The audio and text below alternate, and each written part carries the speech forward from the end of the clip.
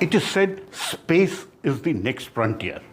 I have with me astronaut Sunita Williams, a NASA astronaut, India's adopted daughter, better known as Sunita Pandya because her father comes from Gujarat.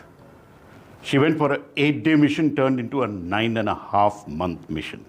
Thanks a lot for speaking to me, Sunita. 8.5 days to 9.5 months.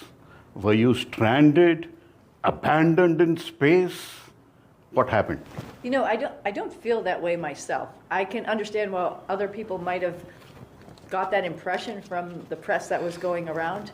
But I have a lot of trust and faith in the process and how we're putting together spacecraft and how we launch spacecraft to the International Space Station.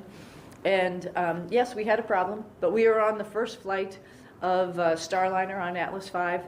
We expected some hiccups. This is one that maybe we didn't really expect entirely, but when it was obvious that we wouldn't be able to come up with a solution, we knew that we would be part of the space station crew. We knew we would be taking the spot of 2 other astronauts on a Dragon and a Falcon 9 coming up to give us seats to come home. So I feel like this is such a big team event, and I was not surprised or felt abandoned or felt left behind, stranded at any point in time. So you weren't helpless? No, we always had a way home. Maybe not the most optimum ways home, but we always had a way to come home. When the thrusters failed, and before, I'm talking just before docking, did you get a feeling that you would perish in space if you don't dock? Perish is a strong word, right? We had a feeling that this was what we really needed to do. We were going to give it every effort. One, being connected with communications from the ground, potentially doing it automatically. We have the option to do it manually. I mean, Butch and I talked beforehand. We rehearsed some of these scenarios where we would go in and dock manually. We'd at least fly into 10 meters, see how the spacecraft worked. If that was really endangering the space station, then we would back away and we'd try to come home. We weren't 100% positive that would work out successfully particularly at that point in time. So that was not our favored position, but for the sake of the space station, that's what we would do. But deorbit burn would be difficult without the thrusters. Did that cross your mind that we could be there and not docked and in trouble? Of course, but you solve one problem at a time. We were giving it our all for this first set of automation going into the docking access and going in and docking. Secondly would be manually, and then third would be like, let's talk about the rest of the issues. The backup option. The backup option. So we would have had that conversation if we didn't dock successfully.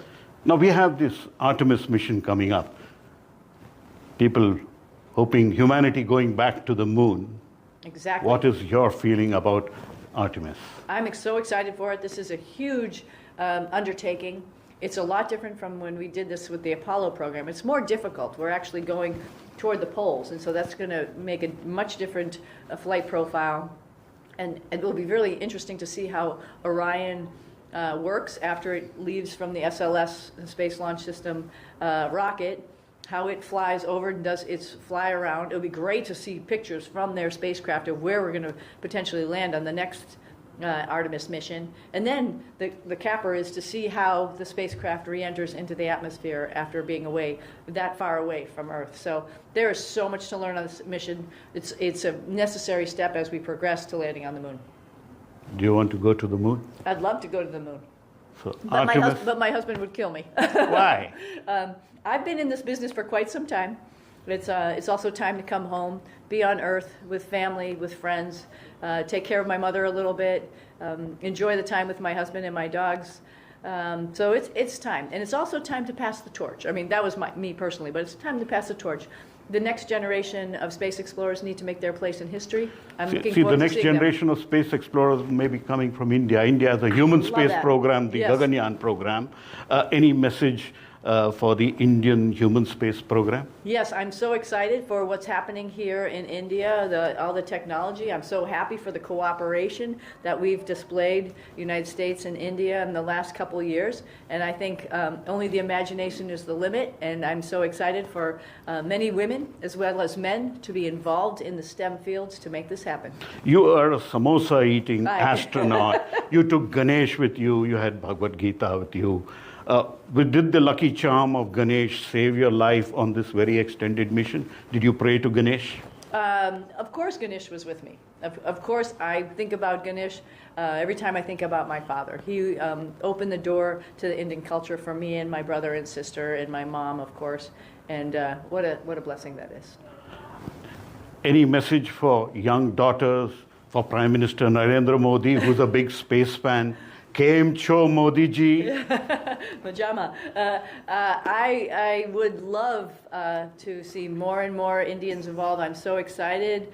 Mahendra Modi is, Prime Minister Modi is all in favor of space exploration and working cooperatively as we go back to the moon to be sustainably there. I'm looking forward to eating a samosa, seeing samosas on the moon one day. Thanks a lot for speaking to me.